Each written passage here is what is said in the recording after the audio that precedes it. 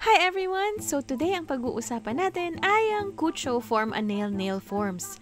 If nahihirapan kayo gumawa ng apex or mag-form gamit yung mga builder gels para makagawa ng structured nail, ito na yata ang sagot para dyan.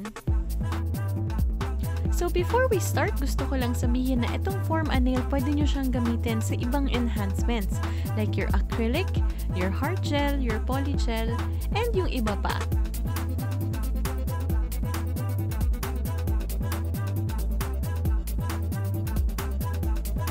Always start by sanitizing your hands and your client's hands.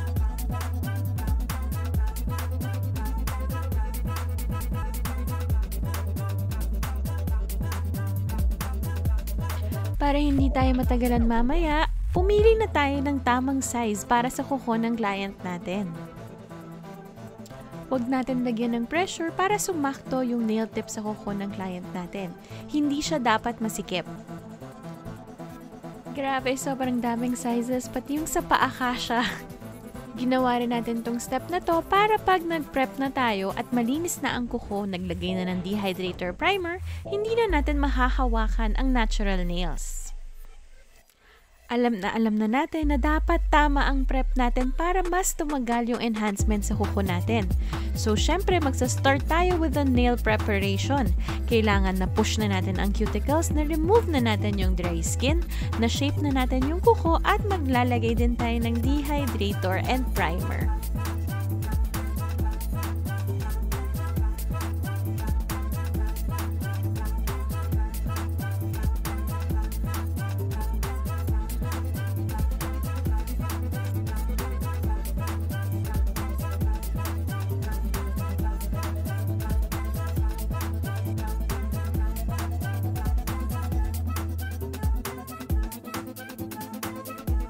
Huwag natin kalimutan na hindi kakapit ang enhancement natin sa madulas na kuko, kaya nag-i-etching tayo.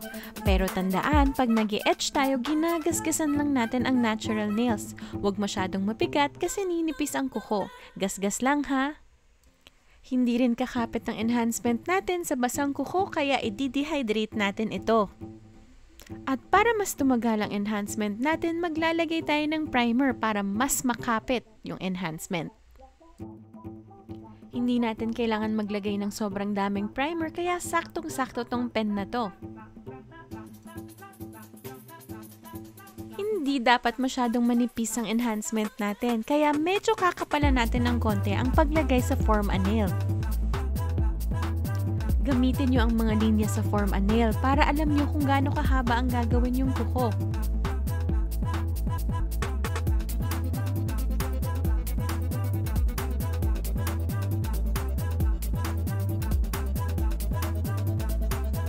Kailangan magaan lang ang kamay natin ha pag pinapatong na natin ang Form a Nail.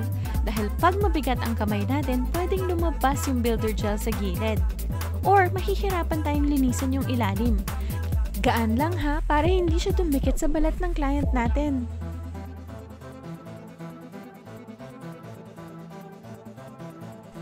Ingat lang din pag i-remove na natin yung Form a Nail. I-twist nyo siya from left to right para hindi masaktan yung client. If ever hindi perfect yung nagawa nyong enhancement, okay lang yan. Pwede nyo siyang patungan ulit mamaya ng builder gel. Wipe lang ng cleanser at sunny spray, and then i-file and buff mo siya.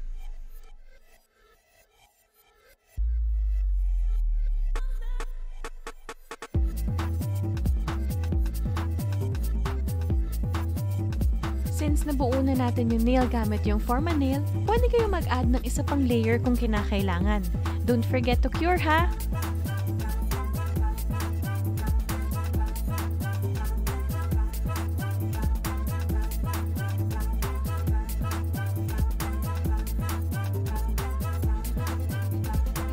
Siyempre, ang gustong-gusto ng mga clients natin, pag nabuo na ang nail extensions, papatungan na natin ito ng gel polish color.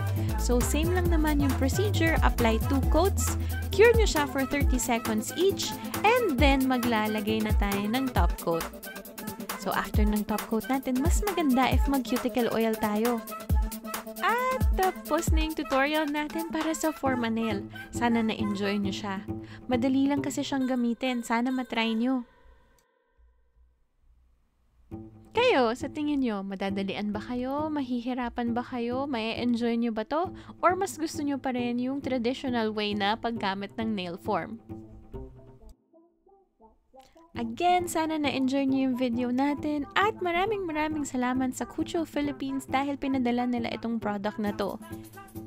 So, ito yung final output natin. May konting lagpas at may mistakes pero napakadali lang naman niyang gawin. So, next time, mas maayos pa natin siyang gagawin.